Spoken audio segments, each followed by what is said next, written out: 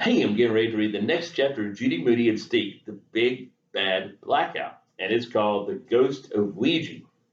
The next morning, when Judy came downstairs, Stink was sprawled on the floor writing in a notebook with his 5-in-1 flashlight pen.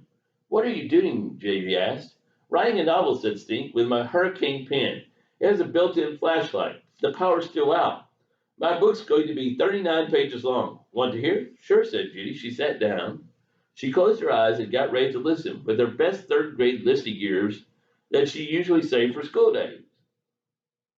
Stink began. It was a dark and stormy night. Silence, more silence. Judy opened one eye. She opened the other eye. Go on, said Judy. I'm listening. That's all I have so far, said Stink.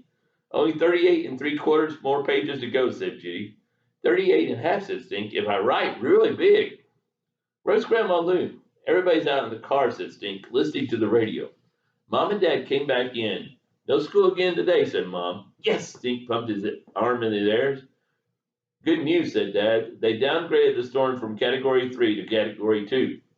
We got some passing of time. Hurricane Elmer, Day 2. Grandma Lou taught Judy how to knit with just her fingers. She showed Stink how to mummy wrap his own hands. They had stare-down contests. They had thumb wrestling contests. Then Grandma Lou pulled out her fortune-telling game. You brought your Ouija board, said Judy.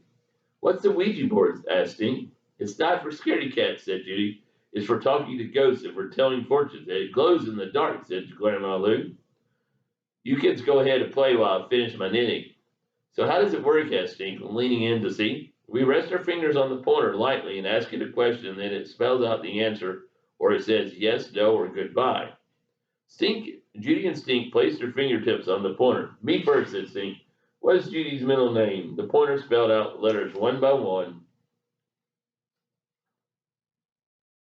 Rateface. Rat face, no fair, Stink. You made it say that, said Judy. Didn't I? Okay, said Judy. My turn. What is Stink's middle name? P? Wrong. My middle name starts with an E. The pointer moved to the letter U. P-U, said Judy. P-U. What? Said Stink. That's it. P-U is your middle name, Stinker. It's not, said Stink. You made it spell that. Judy shrugged. I have a question for you, real. Will we have school tomorrow? The pointer zoomed up to the right-hand corner of the board where the word no was printed. No, said Judy. Yay, said Stink. Stink quit moving it. I'm not. Guess what, kids? Said Mom, coming into the room. No school tomorrow either. I just got a robocall on my cell phone from the superintendent's office.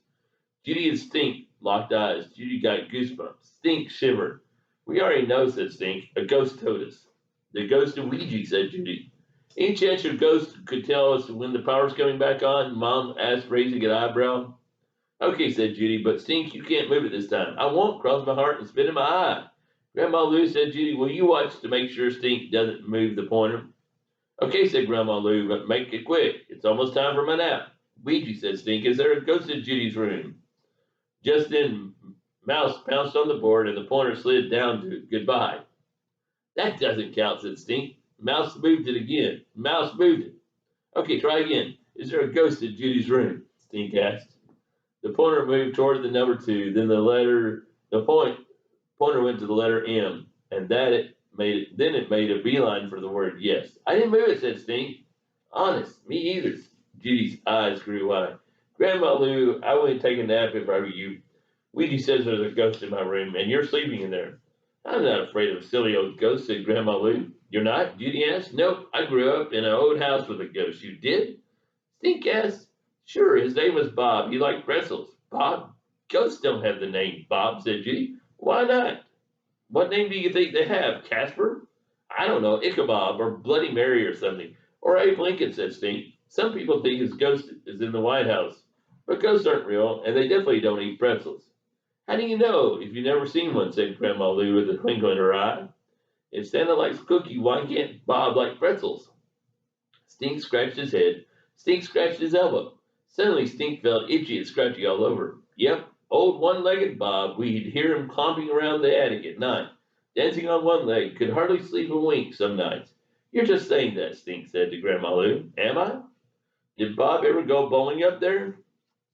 Stink shook off a shiver. Dad, he called to the next room. Grandma Lou's teasing us with scares about ghosts.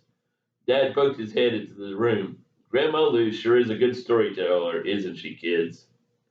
Now I'm going to warm up some milk over the fire and go upstairs to take my nap, said Grandma Lou.